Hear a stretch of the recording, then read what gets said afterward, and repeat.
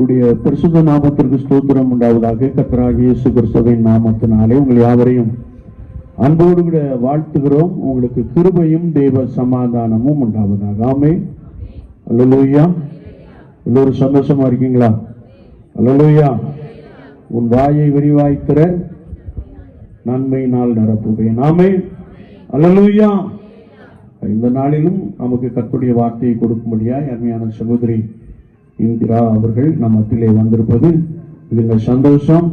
நாம் எல்லாரும் கர்த்தருடைய நாம மகிமைக்கென்று கரங்களை தட்டி அருமையான சகோதரியை நாம் வாழ்த்தி வரவேற்போம். ஆண்டவர் இந்த நாளிலே அவர்களை கொண்டு நம்மோடு கூட பேசுவார். ஆமென். அல்லேலூயா. அது மாத்திரமல்ல, அவர்களோடு கூட இசை வாசித்துக் கொண்டிருக்கின்ற பாடல் வழியை நடத்தின அருமையான தம்பிமார்களுக்காக சகோதரிகளுக்காக நாங்கள் அதிகமாக ஆண்டவரை ஸ்தோத்தரிக்கிறோம். பாடுகின்ற பொழுது தேவ பிரசன்னம் நம்மை நிரப்புகிறது. நான் ஆவியோடும் பாடுகின்ற பொழுது, கர்த்தரோடும் பாடுகின்ற பொழுது, பரிசுத்தத்தோடு கூட பாடுகின்ற பொழுது தேவ வல்லமை நம்மை என்ன செய்கிறது? நிரப்புகிறது. அதை அநேகர் உணர்ந்து கொண்டு இருக்கிறீர்கள். எஸ், ஆமென். அல்லேலூயா. கர்த்தர் நல்லவர். ஆமென். அது மாத்திரமல்ல, நம்முடைய சேகர பொருளாளர் அண்ணன் தனபால் நம்ம மத்தியிலே வந்திருப்பது மிகுந்த சந்தோஷம். அவங்க நேற்றே சொன்னாங்க, எல்லாரும் இந்த திருவள்ளுவர் காலனி கன்வென்ஷன் கூட்டத்துக்கு என்ன செய்யணும், செல்ல வேண்டும் என்று சொன்னார்கள். ஜபத்தோடு கூட கடந்து வந்திருக்கிறார்கள். கர்த்தர் அவர்களையும் பலப்படுத்தட்டும், ஆசீர்வதிக்கட்டும். அது மாத்திரமல்ல, நம்மத்திலே ரெவரன் செல்வராஜ் ஐயா அவர்களும் அருமையான ரெவரன் தேவராஜ் அண்ணன் அவர்களும் வந்திருக்கிறார்கள். அவர்களின் கர்த்தராகிய இயேசு கிறிஸ்துவின் நாமத்தினாலே அன்போடு கூட வாழ்த்தி வரவேற்கிறேன். நம் மத்தியிலே வந்திருக்கிற எல்லா சகோதர சகோதரிகளை கர்த்தராகிய இயேசு கிறிஸ்துவின் நாமத்தினாலே வாழ்த்துகிறோம். நீங்கள் மிகுந்த வாஞ்சையோடு, மிகுந்த தாகத்தோடு, மிகுந்த கவனத்தோடு கர்த்தருடைய வார்த்தையை கேட்டு ஏற்றுக்கொள்ளுகின்ற பொழுது பரிசுத்த ஆவியானவர் உங்களுக்கு போதுமானவராக இருக்கிறார். எத்தனை பேர் விசுவாசிக்கிறீங்க? அல்லேலூயா. அல்லேலூயா. இரவிலே சத்தியத்தை அறிவிப்பது நலம். ஆவியானவர் ஒரு சகோதரியை நம் மத்தியிலே கொண்டு வந்திருக்கிறார்கள். அவர்களோடு கூட இன்னொரு சகோதர குடும்பத்தாரும் இருக்கிறார்கள். அதிகமாக ஆண்டவரை ஸ்தோத்திரிக்கிறோம். ஆனால் we have to heed the word of God. நாம் கர்த்தருடைய வசனத்தை மிகுந்த கவனமாக என்ன செய்ய வேண்டும்? கேட்டு ஏற்றுக்கொள்ளுகின்ற பொழுது ஆண்டவர் உங்களுடைய வாழ்க்கையிலே ஒரு பெரிய காரியத்தை செய்ய போகிறார். உங்கள் சூழ்நிலை என்ன செய்யும்? சத்தமா சொல்லுங்க. சூழ்நிலை செய்யும், மாறும். ஆமென். அல்லேலூயா. எந்த வேளையிலும் நாம் எல்லாருக்கும் அரங்கை தட்டி அருமையான சகோதரி அவர்களை நாம் வரவேற்போம். அவர்கள் நமக்கு கர்த்தருடைய வார்த்தைகளை கொடுப்பார்.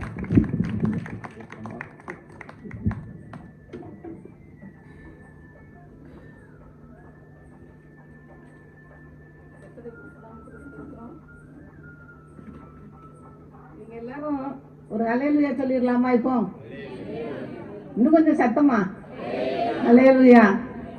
நீங்க எல்லாரும் என்ன யாருன்னு நினைக்கிறீங்க? சொல்லுங்களேன். இந்த ஒன்றும் நீங்க நினைக்கிற மாதிரி ஒன்றும் பெரிய இதெல்லாம் ஒன்றும் இல்லை. சொல்லுவாங்கல்ல, குப்பையில இருந்து தூக்கி எடுத்தவர் அப்படின்னு. அது மாதிரி தான் என்னையும் குப்பையில இருந்து தூக்கி எடுத்துறீங்க. என்னோட சாட்சியம் உங்களுக்கு ஒரு கதை மாதிரி தான் இருக்கும். அதனால தூக்கம் வராதுன்னு நினைக்கிறேன். நான் ஒரு நல்ல வசதியான குடும்பத்தில் தான் பிறந்தேன். ஒரு நல்ல ஸ்கூல்ல படித்தேன். இப்போ நான் ஒரு 40 வருஷம் கழிச்சு தான் நாங்கள் ஒன்றா சேர்ந்தோம். நான் இப்போ கூட என்ன நினைக்கிறேன்னா, 40 வருஷம் கழிச்சு ஒன்றா எதுக்கு சேர்த்துருக்காருன்னா, என் ஃப்ரெண்டு மூலமாக உங்கள் முன்னாடி நிற்கிறதுக்காக தான் எனக்கு சேர்த்துருக்காரு. எனக்கு எந்த எதுவும் இல்லை, அந்த ஒரே இன்டென்ஷனில் தான் ஆண்டவர் நம்மளை சேர்த்துருக்காரு அப்படின்னு தான் நான் நினைக்கிறேன். நான் கடந்த அந்த பாதைகள் நான் சின்ன வயசுல நல்ல வசதியாக தான் வாழ்ந்தேன், நல்லா தான் இருந்தேன். எங்கள் அப்பா ஒரு கதை சொல்லுவாங்க சின்ன வயசுல, ஒரு 45 வருஷத்துக்கு முன்னால ஒரு ஸ்லாங்ல சொல்லுவாங்க, பார்வை குப்பையில் கிடந்துச்சு இலை திடீர்னு கோபுரத்தில் போயிடுச்சு, காற்று அடிச்சிருச்சோ அப்படின்வாங்க. அதே மாதிரி தான் நானும் குப்பையில் கிடந்தேன். என்ன தூக்கி திடீர்னு ஏசப்பா ஒரு காற்று அடிச்சு கோபுரத்தில் கொண்டு வச்சுட்டாரு. நான் என்னோட கதை கேட்டிங்கன்னா உங்களுக்கெல்லாம் மறக்கவே மறக்காது. ஏன்னா நான் ரொம்ப ஒரு ஹிந்து ஃபேமிலியில் இருந்து வந்தேன். இந்த ஹிந்துஸ் நாங்கள் ஹிந்துஸும் கிறிஸ்டின்ஸும் ஒரு தனித்தனியாக தான் இருப்போம். எப்போவுமே எங்களுக்கு ஒரு டச் இருக்காது. ஏன்னா எங்கள் அப்பா எங்கள் அம்மாலாம் சொல்லுவாங்க, அவங்க கூடலாம் சேரக்கூடாது அப்படின்னு சொல்லுவாங்க. ஆனால் நான் படித்தது ஃபுல்லாக கிறிஸ்டின் ஸ்கூலில் தான். நான் தெரியாமல் சர்ச்சுக்கெலாம் போயிடுவேன். எங்க அம்மா அடிப்பாங்க, எனக்கு நல்ல ஞாபகம் இருக்கு. எங்க அம்மா அப்பெல்லாம் தண்டனை ரொம்ப பெருசா இருக்கும். அப்படி எங்கேயாவது போயிட்டேன்னா கெட்டி வச்சு அடிச்சிருவாங்க. அது மாதிரி எங்க அம்மா கெட்டி வச்சு அடிச்சிருவாங்க. ஆனாலும் நான் அடுத்த நாள் ஓடிடுவேன். என்னவோ தெரியல, கடவுள் என்ன தெரிந்து கொண்டாரா என்னன்னு தெரியல. அதனால நான் அப்படியே போயிட்டு எங்க அப்பா வீட்டில் நான் நல்லா இதை வாழ்ந்தேன். அப்புறம் நான் காலேஜுக்கு போனேன். காலேஜ் போனால் அங்கே எல்லாம் ஹிந்து பசங்க எல்லாம் கூடிட்டாங்க. கூடி எல்லாம் ஒரே பாட்டு பாடுறது இதுதான். நான் அதில் ரொம்ப உள்ளே போயிட்டேன். அதான் நான் இப்போ அதை என்ன யோசிக்கிறேன்னா, கர்த்தர் பக்தி உள்ளது தமக்காக தெரிந்து கொண்டான்னு சொன்னதுனால தான் நமக்கு அந்த பக்தி கொடுத்துட்டாரோன்னு. அப்பெல்லாம் இந்த மாதிரி எல்லாம் வசதி கிடையாது. ஒரு ரூம்ல 11 பேர் இருப்போம். 11 பேரும் சேர்ந்து சண்டை ஆனா கைத்தட்டி அந்த கவசம் சொல்றது, அந்த இது சொல்றது, மந்திரம் சொல்றதெல்லாம் ரொம்ப அது நான் ரொம்ப தீவிரம்.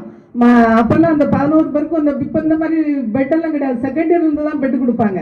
நாங்க ஒரு பாய் விரிச்சு பக்கத்துல ஒரு எங்க தலைக்குள்ள ஒரு சூட்கேஸ் இருக்கும். அந்த சூட்கேஸ்ல நான் படத்தை வச்சுட்டு ஒரு டம்ளர்ல தண்ணி வச்சுட்டு தினமும் அதுல உட்காந்து பஜனை பாடிட்டு அப்புறம் தான் நான் ஸ்கூலுக்கு போவேன். இப்ப கூட என்னோட காலேஜில் கேட்டீங்கன்னா, ஒரு பொண்ணு ரொம்ப சாமி கும்பிட்டுட்டே இருக்குமே அந்த பொண்ணு அப்படின்னா தான் கேட்பாங்க. என் பேர் சொன்னா கூட தெரியாது, ஆனா அது ரொம்ப தெரியும். அப்படிதான் நான் வளர்ந்து வந்துட்டு இருந்தேன். அப்புறம் நான் ஒரு முடிச்சேன், நான் டிகிரி முடிச்சேன். அப்புறம் கல்யாணம் ஆச்சு. ஒரு நல்ல ஃபேமிலியில தான் நானும் போனேன். அப்புறம் போனா ஒரு கிட்டத்தட்ட ஒரு 13 வருஷம் அப்படியே தான். அங்கிருந்து நான் ரொம்ப எப்போ பாருங்க கோயில்ல தான் இருப்பேன். இந்த டிவியில படம் ஓடல உடனே உள்ள போய் தொட்டு கும்பிட்டுருவேன். அந்த டிவியில தொட்டு அது எப்படா அடுத்த படம் வரும் அப்படி தொட்டு அப்படியே தொட்டு அந்த அளவுக்கு பக்தி. அதனால தான் கர்த்தர் என்ன தெரிந்து கொண்டார் போல. ஆனா அப்படி பக்தியில போய்கிட்டு இருக்கும்போது திடீர்னு எங்களுக்கு ஒரு பிசினஸ்ல ஒரு லாஸ். நான் எனக்கு என்ன செய்யன்னு ஒரு திகைச்சு போய் நிற்கும்போது நான் நைட்டெல்லாம் பண்ணுவேன். நான் உன்னை கும்பிடுறேன், ஆனா நீ எனக்கு ஒரு உத்தரவாதம் கொடு. நான் இப்போ கஷ்டப்படுறேன், ரைட், அது கஷ்டப்படுறது நியாயம், ஆனா நான் ஃபியூச்சர்ல நல்லா இருந்துருவேன்னு சொல்லி எனக்கு சொல்லு அப்படின்னு சொல்லி நான் தினம் படுக்கும்போது அப்படி பண்ணிட்டே படுப்பேன். ஆனா எங்க பிரச்சனை தீரவே இல்லை. நான் ரொம்ப கஷ்டப்பட்டேன். எங்க குடும்பமே அப்படி ஒரு என் பசங்கள சின்ன பசங்க, ஹஸ்பண்ட் ஒரு பக்கம், நான் ஒரு பக்கம், பசங்க ஒரு பக்கம், அப்படி பிரிஞ்சுட்டோம். அந்த அளவுக்கு எங்களுக்கு அந்த பிசினஸ்ல பிரச்சனை ஆயிடுச்சு. அதுக்கு அப்படியே நான் போயிட்டு இருக்கும்போது ஒரு 2-3 வருஷம் நான் எங்கேயுமே போகல. ஹஸ்பண்ட் அடிக்கடி சொல்லுவாங்க, நீ எப்போ பார்த்தாலும் கோயிலே உட்காந்துருப்பே, கோயிலுக்கே போக மாட்டேன்றிய, ஏன் அப்படின்னு. இல்லை எனக்கு என்னமோ அதெல்லாம் ஒரு மாதிரி இதாகி போச்சு. நாங்கள் ரொம்ப பிரச்சனையிலையும் அப்பவும் இருந்தோம். நாங்கள் எங்கள் ஏரியா விட்டு அடுத்த ஏரியாவுக்கு மாறிட்டோம். ஏன்னா அந்த ஏரியாவில் எங்களால் இருக்க முடியல, அடுத்த ஏரியாவுக்கு மாறிட்டோம். அந்த அளவுக்கு பிரச்சனை. ஆனால் நம்ம பிரச்சனைகள் வரும்போது பிரச்சனை இருக்க நினைக்கக்கூடாது. அதாவது அந்த பிரச்சனையை அவர் கொடுக்கும்போது நம்மளை அடுத்த ஸ்டேஜுக்கு உயர்த்த போறாரு, அப்படிதான் நம்ம நினைக்கணும். நானுமே அங்க இருந்து வரலன்னு வைங்க, நான் கண்டிப்பா கர்த்தரை அறிந்து கொண்டிருக்க மாட்டேன். அவர் என்னை தெரிந்து கொண்டதுனாலதான் என்ன அப்படி ஏரியா விட்டு ஏரியாவுக்கு கூட்டு போய் நாங்க ஒரு ஏரியாவுக்கு போனோம். அந்த ஏரியாவில் அன்னைக்கு நான் ஆலயத்துக்கு போகணும்னு அவரு என்னை பிடிச்ச நாள்ல நான் அன்னைக்கு எங்க அக்கா பொண்ணு வந்திருந்தாங்க. யாருக்குமே அட்ரஸ் கொடுக்கல. அன்னைக்கு எங்க அக்கா பொண்ணு எங்க ஹஸ்பண்ட் கிட்ட ரொம்ப சித்தி பார்த்து ரொம்ப நாள் ஆச்சு, நான் கண்டிப்பா பார்த்தே ஆகணும்னு எங்க வந்திருந்தா. அப்போ எங்க அக்கா பொண்ணு சொன்னா, சித்தி பக்கத்துல தானே கோயில் இருக்கு, போயிட்டு வருவோம் வா அப்படின்னு கூப்பிட்டா.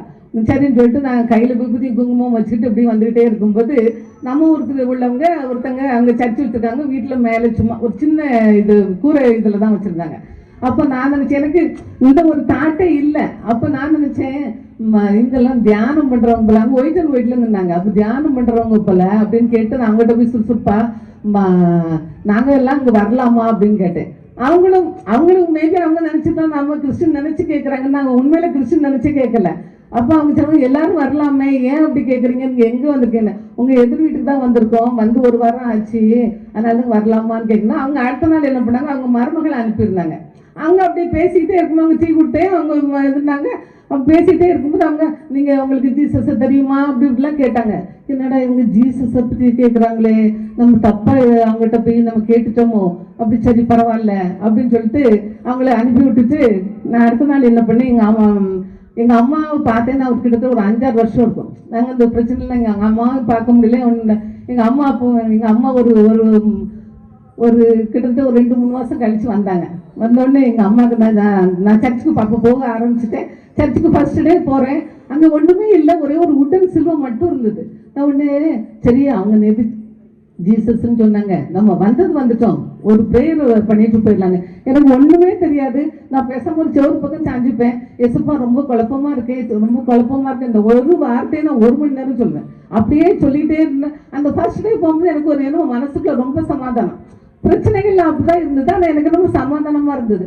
அப்புறம் நான் சரி இன்னும் கொஞ்சம் போலாமே, ஏன்னா அவர் என்ன தெரிந்து கொண்டாரு, கண்டிப்பா அவர் என்ன விட மாட்டாரு. அதனால அவர் என்ன அப்படியே என்ன அப்படியே ஒரு முந்துதலாவே இருந்துச்சு. சரி நம்ம இன்னும் கொஞ்சம் போகலாம் அப்படின்னு சொல்லிட்டு அப்படியே நான் போக ஆரம்பிச்சோன்னே எங்கள் அம்மா ஒரு 2 மாதம் கழிச்சு எங்கள் அம்மா வந்தாங்க. எங்கள் அம்மா பயங்கர திட்டு, அது எப்படி நீ போவ, அது நம்ம இது என்ன, நீ எப்படி அங்கே போகலாம், நம்ம எப்படி இருந்தோம்னு எங்கள் அம்மா பயங்கர திட்டு. ஆனால் நான் எனக்கு இந்த கொஞ்சம் எங்கள் அம்மாவெல்லாம் எதிர்க்கிறதுக்கு கொஞ்சம் தைரியம் உண்டு. அதனால சரி எங்கே போங்கம்மா, வேறு வேலை இல்லாமட்டு நான் போகிறேன்னு சொல்லிட்டு நான் என் பாட்டில் போயிட்டேன்.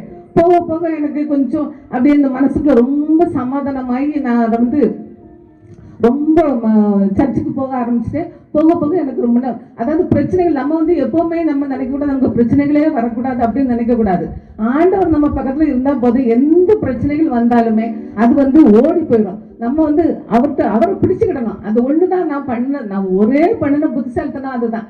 நான் அவரை ரொம்ப பிடிச்சிட்டு அப்புறம் நான் தொடர்ந்து போக ஆரம்பிச்சேன். ஹஸ்பண்ட் எல்லாம் கொஞ்சம் எல்லாருமே எதிர்ப்பு தானே, கொஞ்சம் கீண்டில் நம்ம கொஞ்சம் எதிர்க்கதான் செய்வாங்க.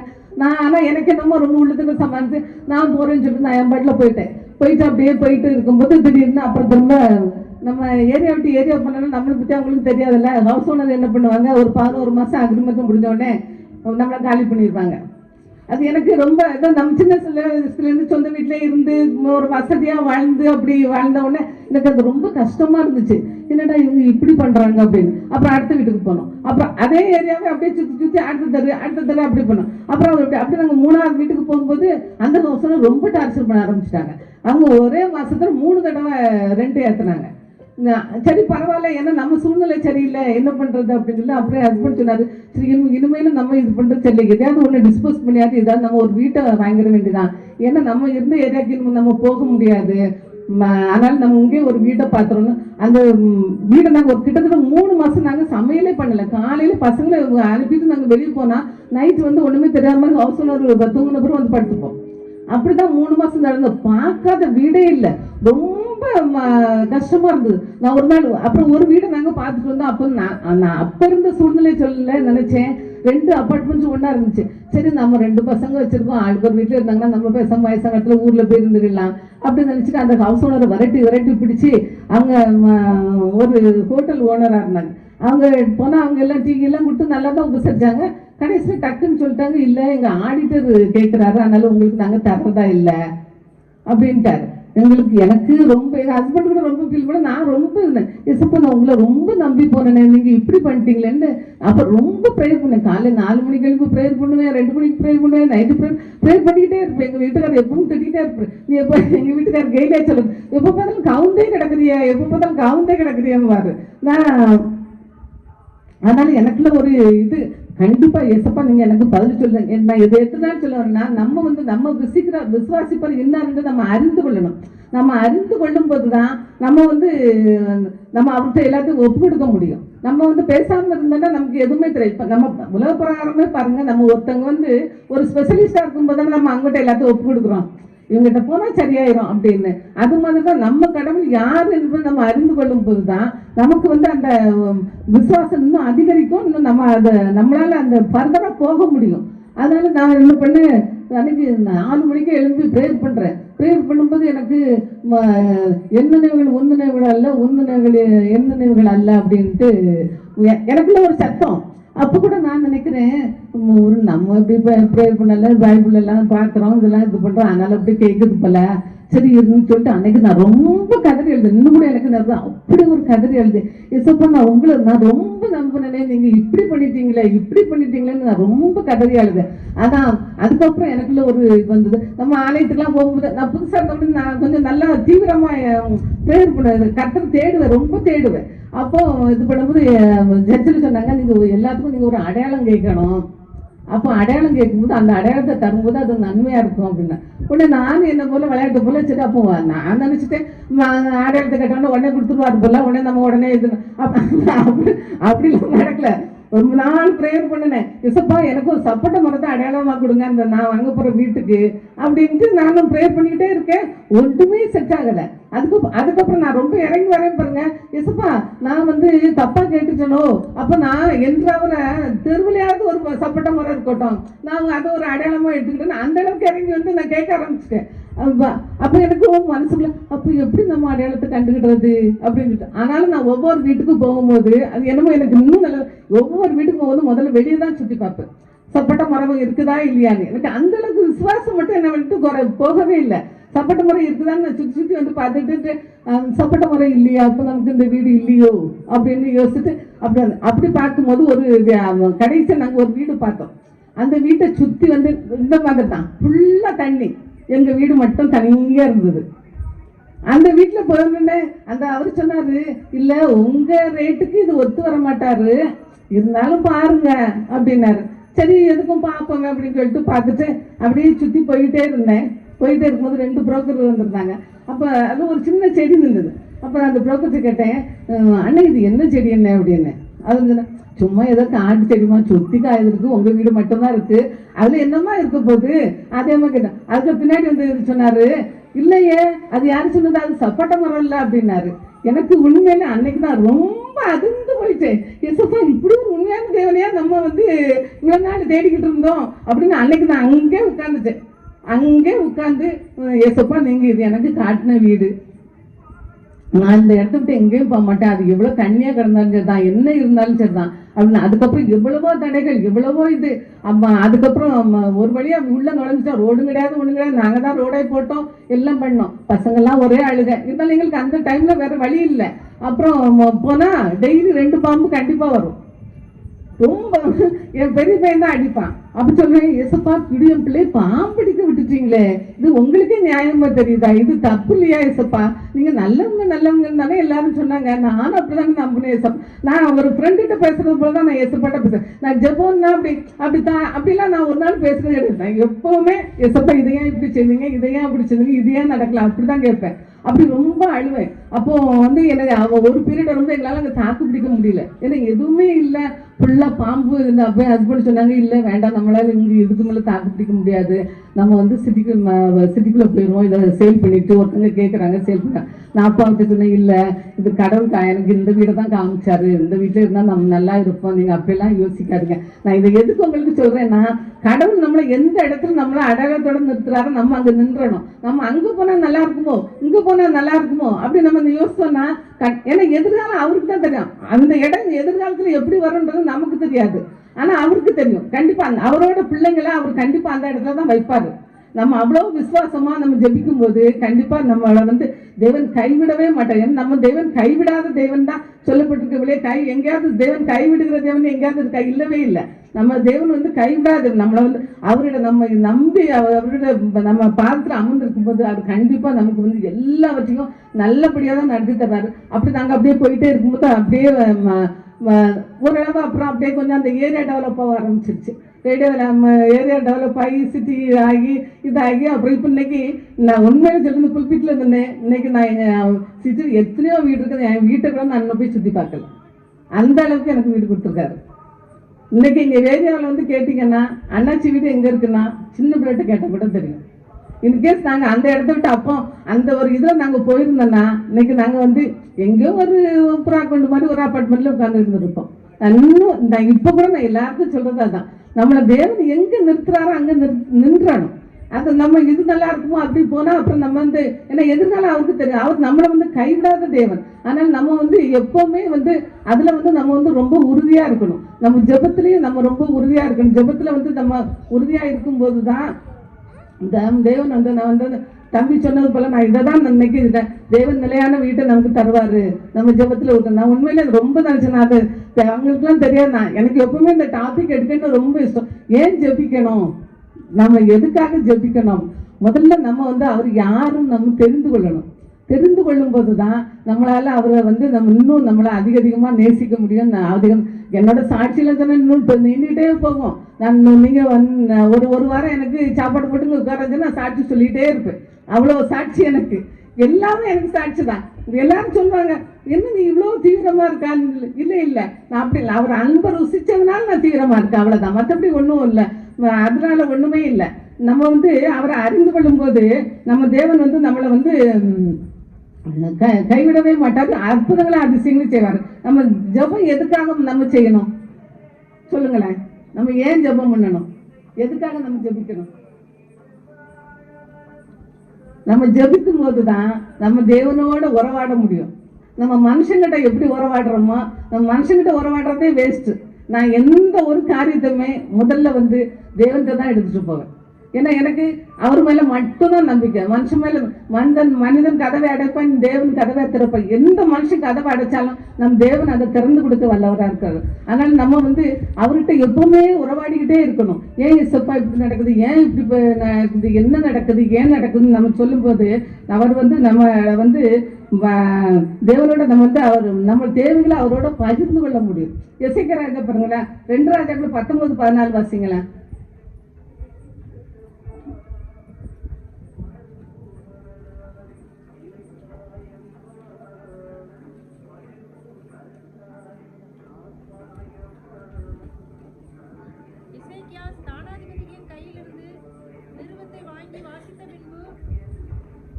அவன் கர்த்தரின் ஆலயத்திற்கு போய் அதை கர்த்தருக்கு முன்பாக விரித்து அதே அதோட அடுத்த வசனம் வாசிக்க. அசிரியா ராஜா வந்து பெரிய ராஜா அவனை ஏத்து வரா, நம்ம ரப்சாக்கே என்னென்னமோ பேசுறாரு. எசேக்கியா ராஜா என்ன பண்ணாரு பார்த்தீங்களா? நம்மள மாதிரி மனுஷங்கிட்டே ஓடினாரு இல்ல, நேரே ஆலயத்துக்கு போய் நம்ம கண்டிப்பா ஆலயத்துக்கு வரணும். ஆலயத்துக்கு வரும்போது தான் நம்ம வந்து தேவனோட உறவாட முடியும். அது கேட்கும் போது நம்ம அந்த வார்த்தைகளை கேட்கும் போது ஓ அப்போ இப்படிலாம் நடக்குமோ, அந்த வார்த்தைகள் வரும்போது நம்ம ஆலயத்துக்கு வரும்போது நம்ம ஜெபிச்சுட்டு வரணும். எசப்பா இன்னைக்கு என்னோட பேசுங்க, ஐயர் மூலமா என்னோட பேசுங்க, உங்க ஊழியக்காரர் முன்னால மூலமா என்னோட பேசுங்க அப்படின்னு நம்ம ஜெபிச்சுட்டு வரணும். அப்போ வந்து நம்ம தேவன் வந்து நமக்கு வந்து நம்ம என்ன எதிர்பார்த்து வர்றோமோ அந்த வார்த்தைகளை தராரு. 16ஆம் வசனம் வாசிங்க.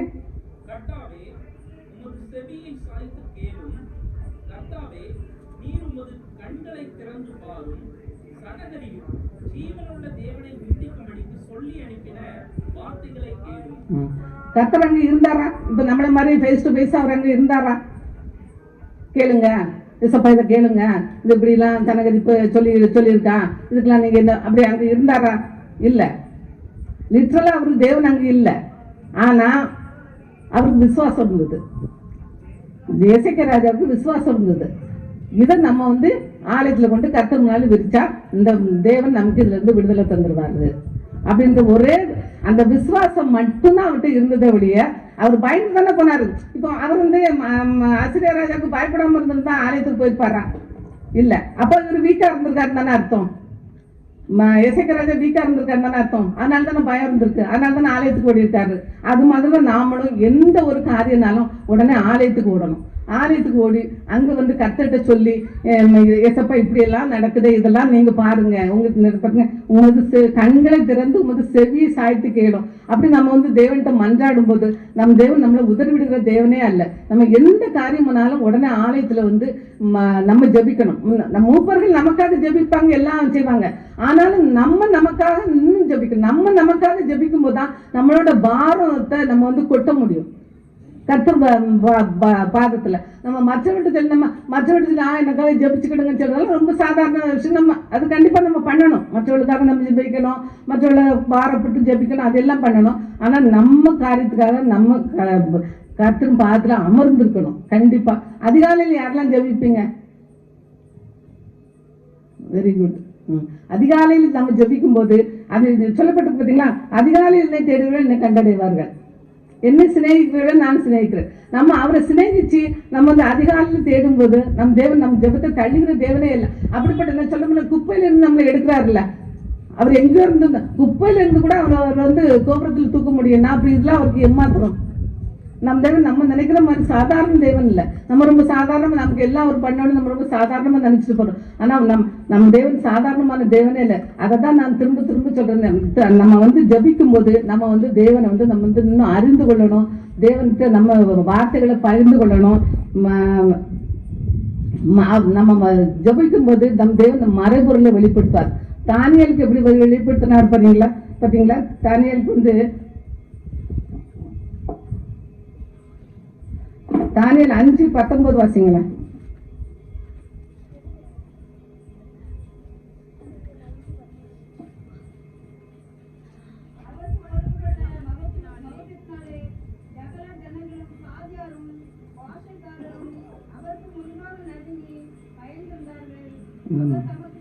இல்ல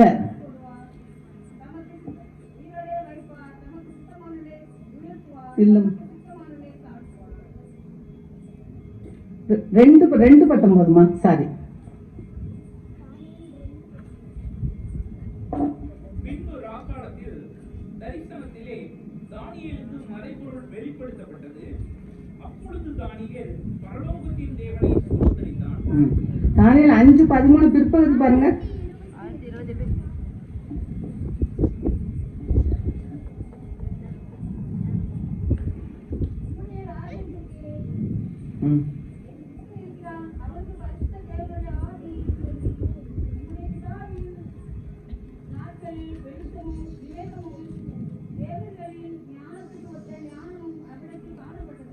இல்லைம்மா 5:13மா, தானியேல் 5:13.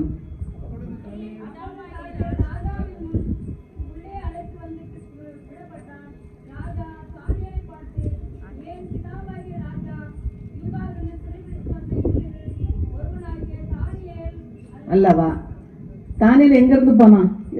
என்ன சிறைப்பிடித்து கொண்டு போகப்பட்டார். ஆனா அந்த தானியேல் சிறைப்பிடித்து கொண்டு போன இடத்துல எப்படி ஜெபிச்சார் பார்த்தீங்களா? என் தேவன் என்னை தப்பு விட்டாலும் சரி, தப்பு விட்டாலும் சரி, நான் சிலையை வணங்குமா, அப்படிதான் சொன்னாரு. அவர் வந்து அங்க போய் சிறைப்பிடித்து வேற நாட்டுக்கு கொண்டு போனதுனால பயந்து அவரு இது பண்ண நம்ம கர்த்தரை வந்து நம்ம அவர் விடவே இல்லை. தானியேல் 2:17 வாசிங்க.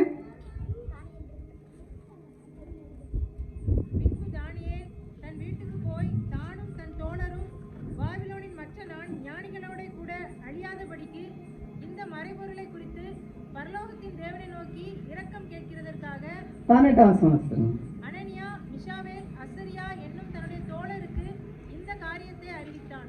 இந்த காரியத்தை அறிவித்தான். எதற்காக? பரலோகத்தின் தேவனை நோக்கி இரக்கம் கேட்பதற்காக, ஜெபிப்பதற்காக. பரலோகத்தின் தேவன் வந்து, ஏன்னா தானியேல் வந்து வெளிநாட்டில் இருக்க சிறைப்பிடித்து கொண்டு போகப்பட்டிருக்கான். ராஜாவே சொல்றாருங்க, யூதாவிலிருந்து சிறைப்பிடித்து வந்து யூதரில் ஒருவனாகிய தாவீதா இல்லை தானியேல் அல்லவா அப்படின்னு.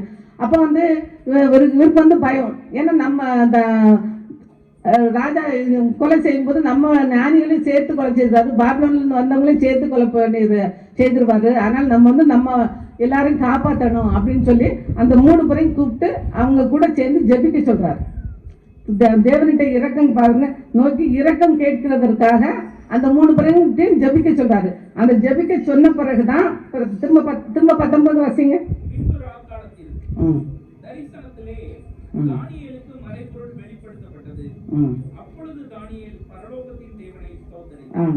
அதுக்கு அப்புறம் தான், ஜெபிச்சதுக்கு அப்புறம் தான் மறைபொருள் வெளிப்படுத்தப்பட்டது. ராக்காலத்துல இவர் வந்து எல்லாம் ஜெபிச்சுட்டு எல்லாத்தையும் சொல்லி ஜெபிச்சுட்டு தூங்கும்போது ராக்காலத்துல வந்து தேவன் வந்து மறைபொருளை வெளிப்படுத்துறாரு, சொப்பனத்துக்கு அர்த்தத்தை. அதுக்கப்புறம் தான் தானியேல் வந்து, இப்ப தானியேல் வந்து பைபிள் எல்லாம் வேதாகமத்துல சொல்ற அளவுக்கு அவர் வந்து ஒரு விசுவாசிக்கிறதுனால தான் அவர் இன்றைக்கு வரைக்கும் நம்ம தானியேலை பத்தி பேசுறோம். அந்த அளவுக்கு அவர் கர்த்தர்கிட்ட வந்து ஒரு விசுவாசியா இருந்தாரு. அப்படிதான் நம்மளும் வந்து கர்த்தரோட பேசும்போது நான் சொல்றேன் பார்த்தீங்களா, உண்மைகள் எந்த நினைவுகள் அல்ல, எந்த நினைவுகள் உண்மை நினைவுகள். ஏசாயா 55:8-9 படிங்களா.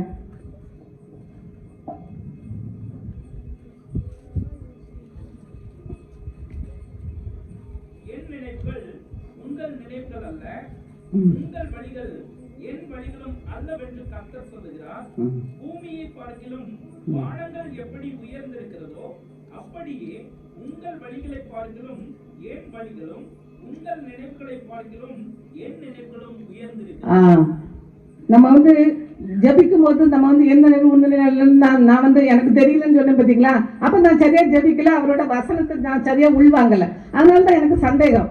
அதுக்கப்புறம் தான் நான் அடையாளம் கேட்கிறேன். அதுக்கப்புறம் நான் இன்னும் அதிகமா அவரை விசுவாசிக்கிறேன். அப்ப நம்ம வந்து ஜபிக்கும் போது வந்து நம்ம தேவன்கிட்ட வந்து அவர் பேசுவார். நம்ம பேச வரைக்கும் அவரை விடக்கூடாது. அவர் என்ன சொல்றாங்க, வருங்காலத்தை குறித்து என்னிட கேளுங்கள், உங்க பிள்ளைகளை குறித்து என்னிட கேளுங்கன்னு சொல்றாரு. அப்ப நம்ம அவர் பதில் சொல்ற வரைக்கும் நம்ம அவரை விடவே கூடாது. எசப்பா எப்படி நீங்க பதில் சொல்லாம போவீங்க, எனக்கு எப்படி பதில் சொல்லாம போடுங்க, விடாப்படியா நின்றணும். விடாப்படியா நிற்கும் போதுதான், இடைவிடாமல் நம்ம ஜபிக்கும் போதுதான் நம்ம தேவன் என்ன சொல்றாரு, பைபிளில் சொல்லப்பட்டிருக்கல 1 தீமோத்தேயு இடைவிடாமல் ஜபியுங்கள். 1 தெசலோனிக்கேயர் 5:17 இடைவிடாமல் ஜபம் பண்ணுங்கள்.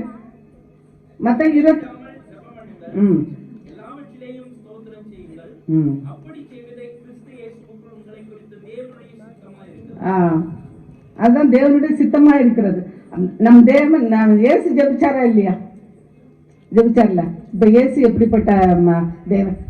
இப்ப இயேசு நினைச்சா இப்போ ராஜாக்களை தள்ளி ராஜாக்களை வச்சிருவாரு, பூமியை தலைகளை மாத்திடுவாரு, எல்லாம் தானே நம்ம சொல்றோம். ஆனா அவர் ஜெபிச்சாரா இல்லையா? ஜெபிச்சார்ல. அப்ப நம்ம எந்த அளவுக்கு ஜெபிக்கணும்? ஏசப்பாவே ஜெபிச்சிருக்காங்கன்னா அப்ப நம்ம எந்த அளவுக்கு ஜெபிக்கணும்? இன்னும் அதிகமா நம்ம ஜெபிக்கணும். அவர் சொல்றாரு பாத்தீங்களா, மத்தேயு 26:40. பின்பு அவர் சீஷர்களிடத்தில் வந்து அவர்கள் நித்திரை பண்ணுகிறதை கண்டு பேதுருவை நோக்கி, நீங்கள் 1 மணி நேரமாவது என்னோட கூட விழித்திருக்க கூடாதா? நீங்கள் சோதனைக்கு உட்படாதபடிக்கு விழித்திருந்து ஜெபம் பண்ணுங்க. ஆவி உற்சாகம் உள்ளதுதான், மாம்சமோ பலவீனம் உள்ளது என்றார். நம்ம வந்து உண்மையிலே அதிகாலை எழும்புறதுல கொஞ்சம் அசந்தா தூங்கிடுவோம். அது எல்லாருக்கும் அது. ஏன்னா மாம்சத்துல எல்லாருக்குமே பலவீனம் உண்டு.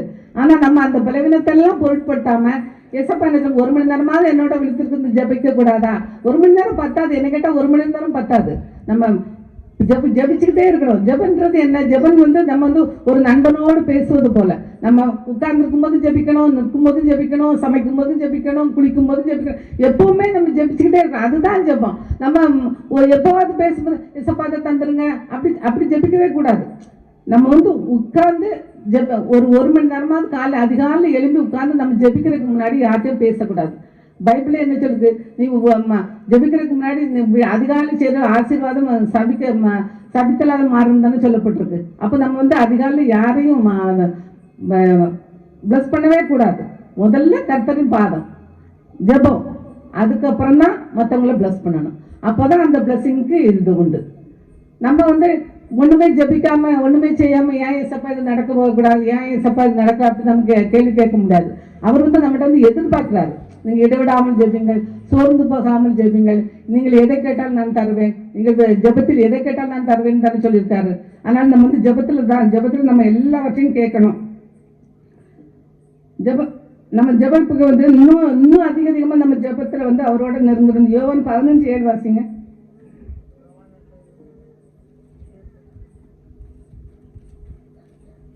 நீங்கள் என்னிலும் என் வார்த்தைகள் உங்களிலும் நிலைத்திருந்தால் நீங்கள் கேட்டுக்கொள்வது எதுவோ அது உங்களுக்கு செய்யப்படும்.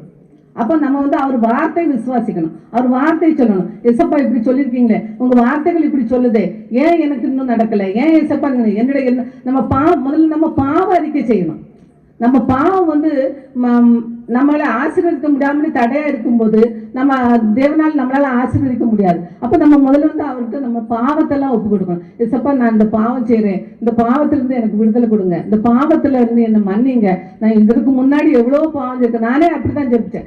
ஏன்னா எனக்கு அதுக்கு முன்னாடி நான் எனக்கு இதெல்லாம் எனக்கு தோணலை. எனக்கு இந்த பைபிள் வாசிக்க தான் ஓஹோ இதை நம்ம நிறைய தப்பு பண்ணியிருக்கோம், அதனாலதான் நமக்கு இந்த தண்டனை அப்படி எனக்கு அந்த பைபிள் வாசிக்க தான் நானே வந்து ஒரு தெளிவா நம்ம ஒரு முடிவெடுக்க முடிஞ்சது. எசப்பா இனிமேல் நான் அந்த பாவம் செய்யாதபடி காத்துக்கொள்ளுங்க, இனிமேல் இந்த பாவம் நான் செய்யக்கூடாது, நான் இதுவரை செய்த எந்த பாவங்களையும் மன்னிச்சிருங்க எசப்பா. நான் தினம் தானே கேட்பேன், ஏசப்பா இந்த பாவம் நான் இனிமேல் செய்யக்கூடாது, நான் ஏற்கனவே செய்த பாவங்கள் எல்லாம் மன்னிச்சிருங்க. அப்படி நம்ம வந்து இஸ்ரவேல் பிள்ளைகளுக்கு எதிர்க்கு நமக்கு ஒரு வித்தியாசம் வேணும். நம்ம வந்து இன்னைக்கு நான் ட்ரெயின்ல இருந்து இறங்கும்போது சொல்றேன், ஒரு கிருஷ்ணர் கோயிலுக்கு வந்திருக்காங்க. அந்த மனுஷன் அந்த வாசல்ல நின்று இந்த வர்றவங்க லக்கேஜ்லாம் வெயிட்டா இருக்க லக்கேஜ்லாம் தூக்கி இறக்கி கொடுக்குறாரு. அதுல ஒண்ணுமே இல்லை, ஆனா அது எவ்வளவு பெரிய உதவி. ஆனா நம்ம என்ன பண்றோம், அப்படி பார்த்துட்டு கடந்து போறோம். நம்ம அப்படி இருக்கவே கூடாதுன்னா இஸ்ரவேல் பிள்ளைகளுக்கு எகிப்து பிள்ளைகளுக்கும் கண்டிப்பா வித்தியாசம் வேணும். அப்புறம் நம்ம சாட்சியா நிற்கணும். நம்ம சாட்சியா நிற்கும் போதுதான் நம்ம வந்து சத்தியத்தை மற்றவர்களுக்கு சொல்ல முடியும். நம்மளே சாட்சி இல்லைன்னா எப்படி நம்ம மற்றவங்களுக்கு சாட்சி சொல்ல முடியும்? அவங்க என்ன சொல்லுவாங்க உடனே, இவங்களே சரியில்லை, அப்ப இவங்க என்னத்த சாட்சி இருக்க, இவங்கள எப்படி ஃபாலோ பண்றதுன்னு சொல்லுவாங்கல்ல. கண்டிப்பா. ஆனால் நம்ம வந்து எப்போதுமே நம்ம வந்து மற்றவங்களுக்கு வந்து நம்மளால முடிஞ்ச அளவு உதவி செய்யணும். இன்னொன்னு நம்ம வந்து என்ன சொல்றோம், நான் இதை செய்துட்டேன், இது என்னால மட்டும்தான் முடியும். அப்படிதான் நம்ம நான்கிற வார்த்தையை நம்ம வாயிலிருந்து வரக்கூடாது. எல்லாம் நம்ம வந்து தேவன் போட்ட பிச்சை, அதனாலதான் நம்ம வாழ்ந்துகிட்டு இருக்கோம், இன்னும் உயிரோட இருக்கோம், நம்ம எல்லா காரியங்களும் நம்ம இன்னும் பண்ணிக்கிட்டு இருக்கோம். நம்ம நான்கிற வார்த்தை நம்ம வந்து கிறிஸ்தவர் வாயிலிருந்து வரவே கூடாது. எல்லாமே என் தேவன் போட்ட பிச்சை. நின்று கேட்டால் நான் அப்படிதான் சொல்றேன், எசப்பா இது எல்லாமே நீங்க போட்ட பிச்சை. நான் காலையில் ப்ரேயர் பண்ண கூட இல்லை, எசப்பா நீங்க போட்ட பிச்சை எல்லாம் ஆசீர்வதிங்க. அப்படிதான் நான் அப்படிதான் நான் சொல்றேன். ஏன்னா எல்லாமே அவர் போட்ட பிச்சை தான். நம்ம குப்பையில தான் இருந்தோம், அப்புறம் தான் அவர் பிச்சை போட்டாரு, அதுக்கப்புறம் தான் நம்ம வளர்ந்தோம். அதனால நம்ம வந்து எப்பவுமே அதை நம்ம வந்து எப்பவுமே மைண்ட்ல வச்சுக்கணும். நான் இதை செய்தேன், என்னால் இது செய்துச்சு. பிள்ளைகளை கூட நம்ம வந்து நல்ல ஒரு ஆலயத்துக்கு போற பிள்ளைகளா வளர்க்கணும். சண்டே ஆனால் நம்ம என்ன பண்றோம், பிள்ளைகளை ஆலயத்துக்கு கூட்டு போகல, அவங்க தூங்குவாங்க, இன்னைக்கு ஒரு நாள் தான் தூங்குறாங்க, அப்படி நம்ம விட்டு போறோம். அப்படி செய்யவே கூடாது. அதனால எந்த ஊர்ல இருந்தாலும் தான், இன்னும் கேட்டால் நான் ஹிந்து ஃபேமிலி தான், நிறைய எதிர்ப்போறோம். ஆனா நம்ம அது பொய்யெல்லாம் நான் சொல்ல மாட்டேன். ஆனா ஆலயத்துக்கு போறதுக்கு போய் சொல்லுவேன், இன்னைக்கு நான் அங்கே போகிறேன், ஆலயத்துக்கு போயிட்டு இருந்தேன். ஏன்னா என் ஹஸ்பண்ட் ஊருக்குலாம் போனால் ஒரு மாதிரி என்ன அங்கெல்லாம் போகிறேன் அப்படின்னு கேட்பாரு. அதனால் நான் என்ன பண்ணுங்க, என் ஃப்ரெண்டை பார்த்துட்டு வரேன் அப்படின்னு. எனக்கு சண்டே ஆனால் கண்டிப்பாக ஆலயத்துக்கு போயே ஆகணும், தினமும் பைபிள் படிச்சே ஆகணும். இல்லாட்டி நான் ரொம்ப ரொம்ப டிஸ்டர்ப் ஆயிடுது. ஏன் இசப்பா நீங்கள் என்னோட, நான் எப்பவும் அவர்கிட்ட கேட்குறதா, இசப்பா நீங்கள் என் கூட இல்லையோ, அதனால தான் நான் இதெல்லாம் இந்த தப்பெல்லாம் பண்ணுறனோ, நீங்கள் என்னோட இருந்தால் இதெல்லாம் நடக்காதே, என்னோட இருந்தால் நீங்கள் நடக்காதே அப்படி எப்பவும் நான் அவர்கிட்ட அதுதான் கேட்பேன். நம்மளும் அதை கேட்கணும். எசப்பா ஏன் இப்படி நடக்குது, ஏன் நீங்க இதுல, நான் ஆலயத்துக்கு போறதுக்கு எனக்கு உதவி செய்யுங்க, நான் ஆலயத்துல அந்த சத்தியத்தை கேட்கணும், ஆலயத்துல இன்னைக்கு என்னோட பேசுங்க அப்படின்னு சொல்லி நம்ம வந்து ஜெபிக்கும் போது, நம்ம ஜெபிக்க தன்னால நமக்கு எல்லாமே வசப்பட்டுரும். நம்ம ஜெபிக்காம இருக்க வரைக்கும் நமக்கு எதுவுமே நடக்காது. நம்ம ஜெபிக்க எல்லாமே நம்ம கைவசம் வந்துடும். அப்புறம் நம்ம சந்தோஷத்துல யாராவது டான்ஸ் ஆடி இருக்கீங்களா? எசப்பா இன்னைக்கு எனக்கு இந்த காட்டுறேன், நான் ஆடி இருக்கேன், நல்ல கதவெல்லாம் போட்டுட்டு நல்லா ஆடி இருக்கேன், எசப்பா இன்னைக்கு எனக்கு தந்தீங்க, நான் தாவிதை போல நடனம் ஆடுவேன் அப்படின்னு எனக்கு ரொம்ப சந்தோஷமா இருந்தான். இந்த இயேசுகிட்ட நான் பேசுறது எல்லாம் என் ஃப்ரெண்டு சொல்லுவாங்க, என்ன நீ இப்படி மனுஷங்கிட்ட பேசுற மாதிரியே பேசிக்கிட்டு இருக்க அப்படின்னு. ஆமா, என் தேவன் அப்படிதான், என் தேவன்கிட்ட மனுஷன்கிட்ட பேசுற மாதிரி தான் பேசுவேன். நீ அதை இதை தருவீராக, இது செய்வீராக அப்படிலாம் எனக்கு சொல்ல தெரியாது. நான் உரிமையா நான் கேட்பேன், எங்க அப்பாட்ட நான் உரிமையா கேட்பேன், எங்க அப்பா எனக்கு உடனே கொடுத்துருவார். எந்த ஒரு நம்ம வந்து ஐயோ நம்ம ஜெபிச்சாச்சு எல்லாம் முடிச்சாச்சு ஒன்றும் நடக்கலையே அப்படின்னு நம்ம நினைக்க கூடாது. எந்த வேலையில நமக்கு தரணுமோ, இப்போ ஒரு கத்தி தான் இருக்குன்னு வைங்களேன், ஒரு சின்ன பையன் பசங்க கையில நம்ம கொடுப்போமா, வளர்ந்து பெரிய பசங்களை அனுப்பி எங்களை நல்லா ஹேண்டில் பண்ணிடுவாங்க அப்படின்னு சொல்லும் போது தானே கொடுக்குறோம். அதே மாதிரி தான் நம்ம தேவனுக்கு தெரியும், நம்மளை பத்தி நல்லா தெரியும். அவர் ஒரு உள்ளங்கையிலே வரைஞ்சு நம்மளை பார்த்துக்கிட்டே இருக்காரு. நம்ம எங்க போறோம், எங்க வரோம், எங்க போறோம். இல்ல இல்லாட்டி நான் இந்த வரத்தங்குப்பத்தில் இன்னைக்கு இங்க வந்து நிற்பேனா? அப்ப அவர் எப்படி ஸ்கெட்ச் போட்டுருக்காரு பாருங்க. இவளை எங்க பிடிச்சா எங்க நம்மள நிறுத்தலாம், இவளை எங்க பிடிச்சா எங்க இது பண்ணலாம். இப்ப நான் காலையில அதிகாலை நான் எல்லாருக்கும் வசனம் அனுப்பி எங்க சொந்தக்காரங்களுக்குலாம், நான் அதுக்கெல்லாம் பயப்பட மாட்டேன், எல்லாருக்கும் அனுப்புவேன். ஆனா இப்ப எல்லாரும் என்ன பார்க்கும் போதெல்லாம் சொல்றாங்க, நீ காலைல அனுப்புற வசனம் ரொம்ப நல்லா இருக்கு, ரொம்ப ஆறுதலா இருக்கு, அது எப்படி நீ டெய்லி அனுப்பிடுறாங்க. எவ்வளவு கஷ்டம் வந்தாலும் சரிதான் தெரியும், எல்லாருக்கும் தெரியும். இன்னைக்கு அவன் அனுப்ப மாட்டான்னு எல்லாரும் நினைப்பாங்க. நான் எந்த கஷ்டம் வந்தாலும் சொல்லிட்டான், கண்டிப்பா அந்த வசனம் அனுப்பாம விடவே மாட்டேன். இப்போ எல்லாரும் என் ஹஸ்பண்டோட முன்னாடி வச்சு சொல்லும்போது, இந்த பையனுக்கு பத்திரிகைக்கும் போது எல்லாரும் சொன்னாங்க, ஆண்டி வசனம் அனுப்புவாங்க, அந்த சூப்பரா இருக்கும் அப்படின்னு. உங்களுக்கு இல்லாம வசனம் அனுப்புறா அப்படின்னு. இதுல உங்களுக்கு இல்லாம வசனம் அனுப்புறா அப்படின்னு. ஆமா ஆண்டி அனுப்புவோம், நல்லா இருக்கும் அங்கிள், அதனால நாங்களே அனுப்பலாம். லேட் ஆயிடுச்சுன்னா எல்லாரும் மெசேஜ் போட்டுருவாங்க, என்ன இன்னைக்கு மெசேஜே வரல அப்படின்னு சொல்லி. அதை வந்து ரொம்ப பர்டிகுலரா இருப்பேன். எனக்கு அது ரொம்ப பிடிக்கும். ஏன் இசப்பா உங்க இதை நான் செய்யணும், கண்டிப்பா நான் உங்க மூலியத்தை, அதனால தான் என்ன இங்க கொண்டு நிறுத்திருக்காரு. நம்மளோட விசுவாசன்றதை விட நம்மளோட ஆசை, நம்மளோட அவரு மேல இருக்க பிரியம், அதனாலதான் இந்த நம்ம மகளை அங்க அனுப்புனா சரியா இருக்கும் அப்படின்னு அனுப்பியிருக்காரு. மற்றபடி இப்போ எத்தனையோ பேர், நான்லாம் ஒண்ணுமே கிடையாது, எனக்கு பைபிள் வாசிக்க தெரியாது. நான் ஆலயத்துக்கு போனா என்ன பண்ணுவேன், முதல்ல எல்லாம் பைபிள் வாசிக்கணும்னா அவங்க பைபிள் வாசிப்பாங்களே, எனக்கு அதை ஃபாலோ பண்ண தெரியாது. இந்த பைபிள் எடுக்கிறதுக்கு முன்னாடி அவங்க சொல்லிட்டு முடிச்சிருவாங்க.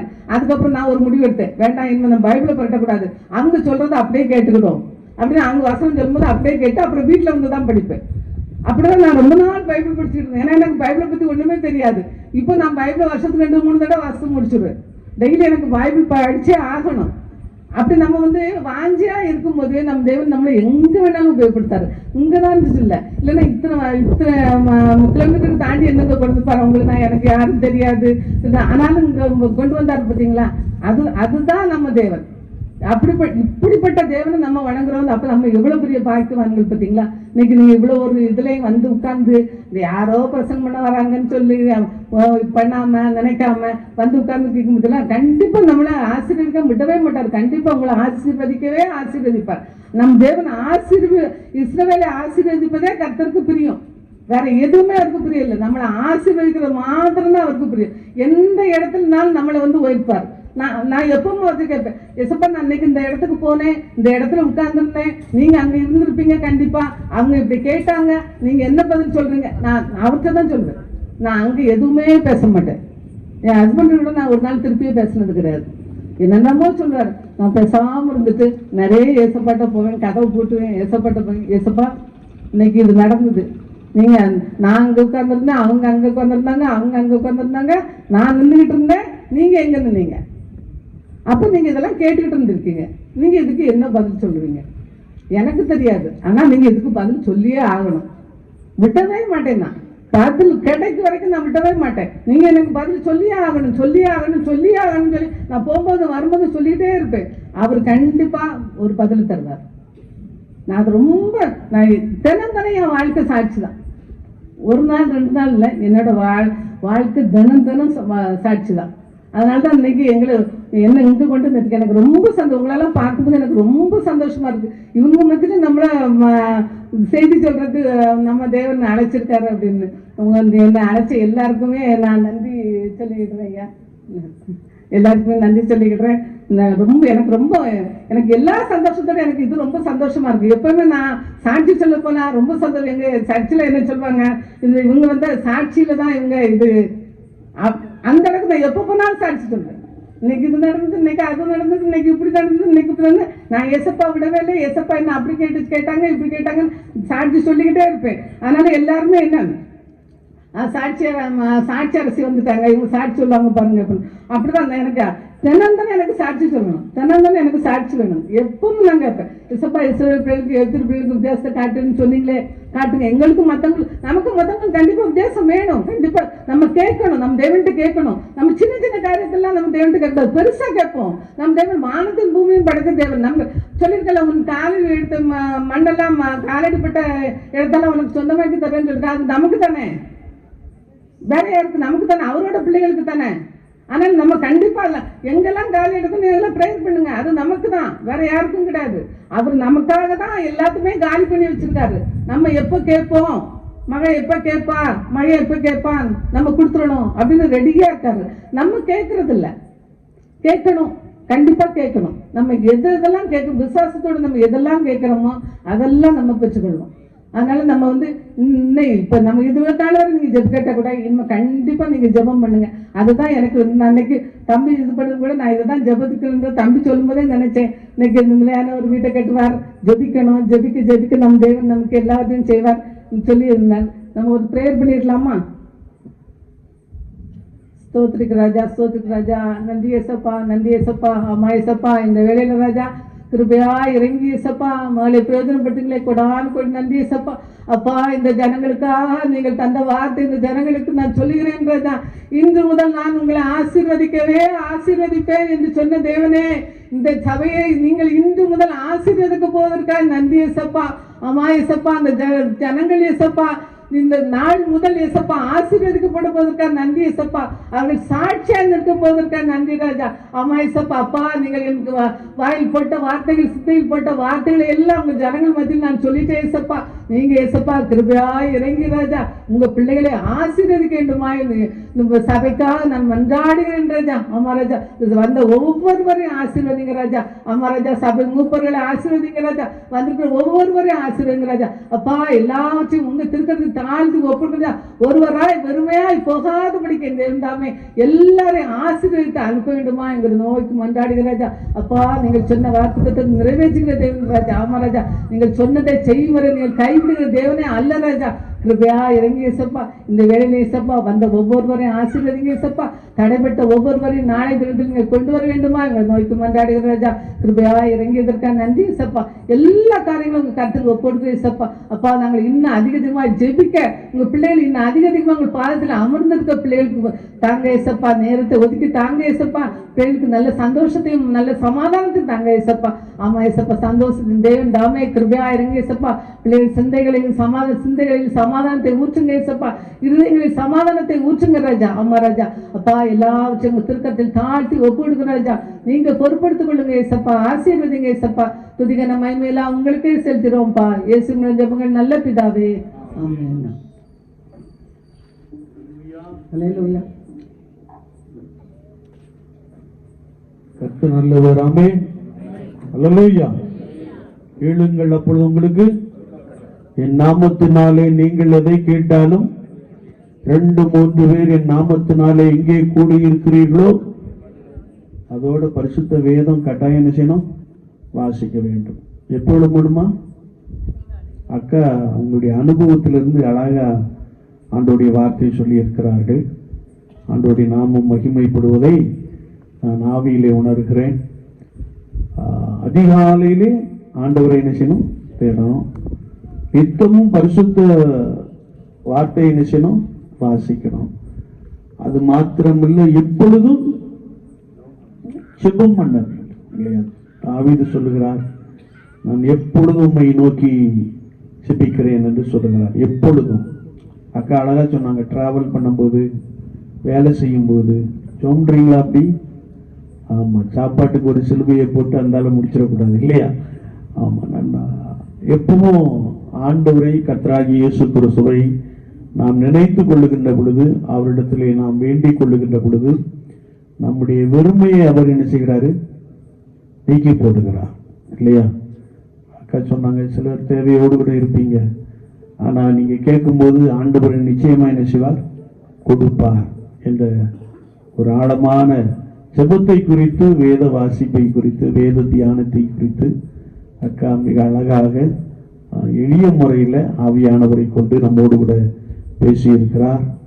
ஆண்டவர் உங்களுடைய விண்ணப்பத்தை கேட்க ஆவலாக இருக்கிறார். அழகா சொன்னாங்க. நீங்க கவனித்தீங்களா என்னன்னு தெரியல. ஆலயத்துக்கு வரும்போது, ஆலயத்துக்கு வருவதற்கு முன்னு செபித்து விட்டு என்ன செய்யணும்? வரணும் அப்படின்னு சொன்னாங்க இல்லையா? நம்ம எப்பொழுதும் சொல்லுகிற ஒரு வார்த்தை. அப்ப ஆவியானவர் அருமையான அக்காவை கொண்டு உங்களோடு கூட என்ன செய்கிறார்? நிறைய பேர் ஜோம்னாமலே வந்து கொண்டிருக்கீங்க சர்ச்சுக்கு. நீங்க ஜோம் நீட்டு என்ன செய்யுங்க? வாங்க. அப்ப ஆண்டவர் உங்களுக்கு வார்த்தை என்ன செய்வார்? போட்டுக்கொண்டே இருப்பார்.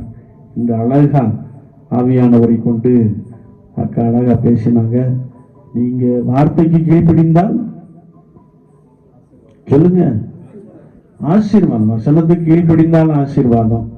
வசனத்துக்கு ஒருத்தரும் ஒருபோது எதிர்த்து நிற்கவே முடியாது இல்லையா?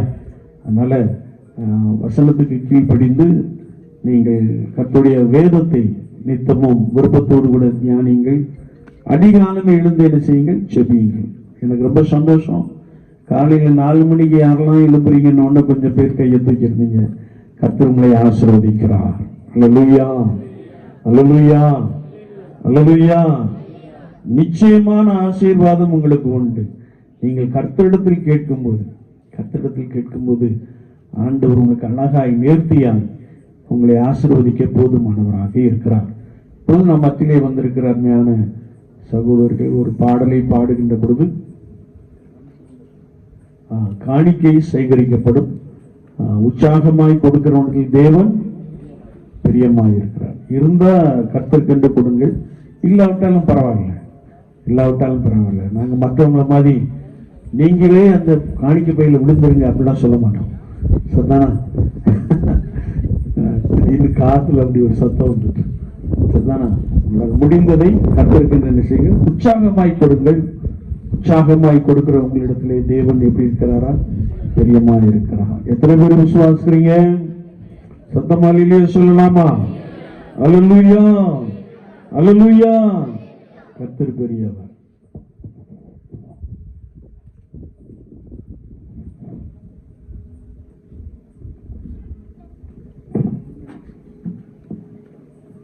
பாடல் தாளுள்ளதான 4வது பாடலை நாம் யாவரும் இணைந்து பாடுகிற பொழுது காணிக்கை சேகரிக்கப்படும்.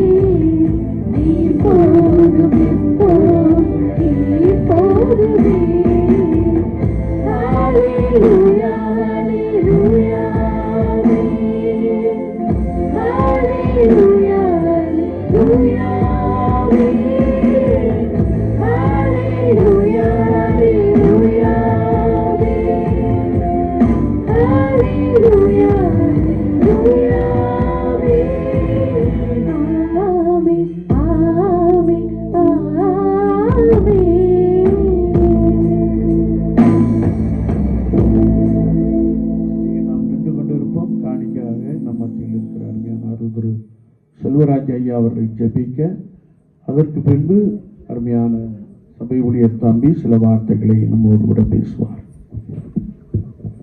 என்ற வண்ணமாகவே ஜெபிப்போம். பரிசுத்தமுள்ள பரலோக பிதாவே துதிக்கிறோம். உலக இரட்சகரே, உலக மீட்பரே, அதனதன் காலத்தில் நேர்த்தியான காரியங்களை செய்து வருகிற எங்கள் ஆண்டவராய் இயேசு கிறிஸ்துவே மற்றும் ஸ்தோத்திரம். பரிசுத்த ஆவியானவரை போற்றுகிறோம். ஆண்டவர் எங்களுக்கு தந்த சுகம், ஜீவன், பலன் அனைத்து ஆசீர்வாதங்களுக்காக நன்றியோடு மக்கள் தோத்திரம் செலுத்துகிறோம். ஆண்டவரே, இந்த நாளில் கேட்ட நல்ல வார்த்தைகளுக்காக உமக்கு ஸ்தோத்திரம். சாட்சியின் அனுபவங்களுக்காக நன்றி செலுத்துகிறோம். ஆண்டவரே, நீரலை பாராட்டின எல்லா ஈவுகள், நன்மைகள், ஆசீர்வாதங்களுக்காக உள்ளத்தின் ஆழத்திலிருந்து மனதார தோத்திரம் செலுத்துகிறோம். எங்களிடத்தில் இருக்கிற பொன், பொருள், ஐஸ்வர்யம், ஆஸ்தி எல்லாம் நீர் தந்தது உமக்கு தோத்திரம்.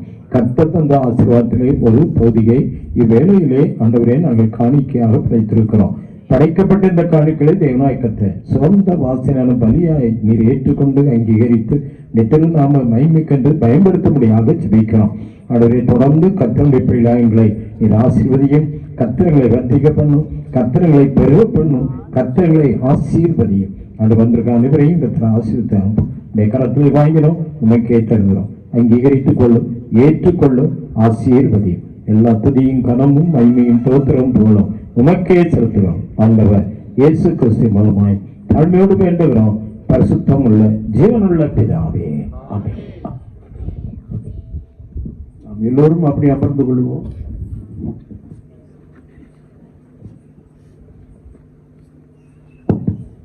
கிறிஸ்துவுக்குள் அன்பானவர்களே, ஆண்டவராக இயேசு கிறிஸ்து நாமத்தினாலே இந்த 22வது ஆலய பிரதிஷ்டை பண்டிகையை முன்னிட்டு நடக்கும் இந்த கன்வென்ஷன் கூட்டங்களுக்கு வந்திருக்கும் உங்கள் அனைவருக்கும் நான் நன்றி கூறுகின்றேன்.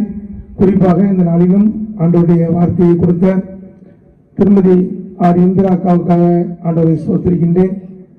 அவர்கள் ஐசக் சார் மூலமாக அறிமுகமானாங்க. எனக்கு அவர்கிட்ட ஃபோன் பண்ணி கேட்கும்போது மிகுந்த உற்சாகத்தோடு இந்த ஆலயத்துக்கு வருவேன்னு சொன்னாங்க. அவங்க பல உதவிகள் நமக்கு செய்திருக்கிறாங்க. திருச்சபையின் சார்பாகவும் செய்கிற குருவானவர் அவர்கள் சார்பாகவும் அவர்களுக்கு நான் நன்றி கூறுகின்றேன். ஒரு நல்ல ஒரு அனுபவ சாட்சியை கூறினார்கள். நல்ல ஒரு ஜெபம்